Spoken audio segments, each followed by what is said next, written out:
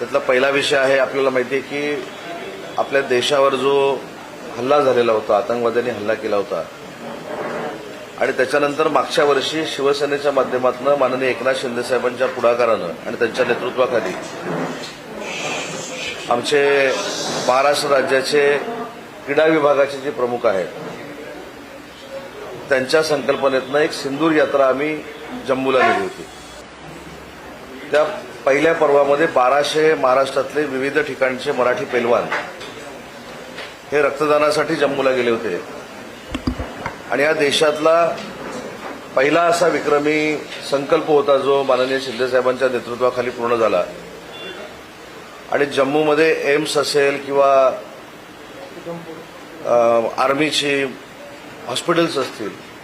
तिथे रक्तदान करण्यामध्ये आम्ही यशस्वी झालो आणि संध्याकाळी जम्मूमध्ये मराठी जी आमची पैलवान मंडळी गेली होती त्यांचा एक फार मोठा मेळावा साहेबांच्या उपस्थितीमध्ये झाला। यावर्षी देखील 9 ऑगस्टच्या क्रांती दिनाचं औचित्य साधून 1200 ते 1500 महाराष्ट्रातील पैलवान मंडळी चंद्रहार पाटलांच्या नेतृत्वाखाली दिल्लीमध्ये निघालेली आहे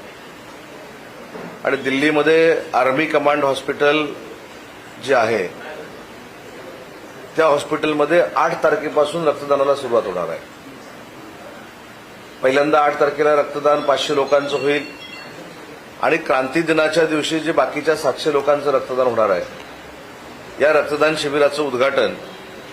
देशाचे संरक्षण मंत्री आदरणीय राजनाथ सिंह साहेब करणार आहेत आणि त्या उपक्रमासाठी माननीय राज्याचे उपमुख्यमंत्री आणि शिवसेनेचे मुख्य नेते पक्षप्रमुख आदरणीय एकनाथ शिंदे साहेब देखील उपस्थित राहतील। लोकसभेचे शिवसेनेचे गटनेते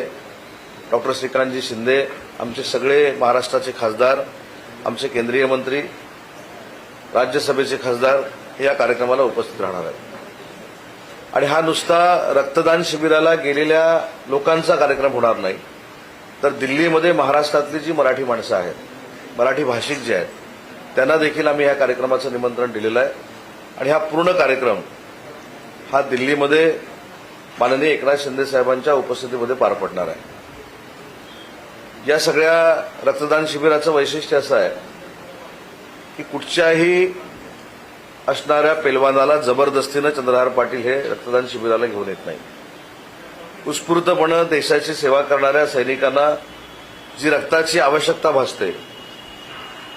ती रक्ताची आवश्यकता परिपूर्ण करावी हा शुद्ध हेतू शिवसेनेचा आहे आणि तोच हेतू डोळ्यासमोर ठेवून चंद्रहार आणि त्यांची पूर्ण टीम ही माननीय शिंदे साहेबांच्या नेतृत्वाखाली जशी मागच्या वेळी जम्मूला गेली तशी यावेळी दिल्लीमध्ये जाणार आहे। 6 तारखेला 4 वाजता सांगलीमध्ये ही रेल्वे दिल्लीला जायला रवाना होईल। तिथं देखील एक मोठा कार्यक्रम आम्ही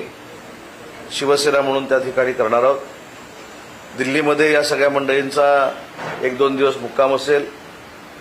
अतिशय चांगल्या पद्धतीनं देशभक्तीपर जे काही शिवसेनेला करता येईल म्हणजेच वंदनीय बाळासाहेबांचा जो संदेश होता की 80% समाजकारण आणि 20% राजकारण आणि तसं जर बघायला गेलं तर रक्तदान हा विषय सगळ्यात जवळचा कोणाचा असेल तर तो शिवसेना पक्षाचा आहे। त्याच्यामुळे हे रक्तदान शिबिर आपण दिल्लीमध्ये 1200 लोकांचं करतोय तर त्या संदर्भात ही आपल्याला सगळ्यांना माहिती असावी म्हणून या पत्रकार परिषदेचं आम्ही आयोजन केलेलं होतं।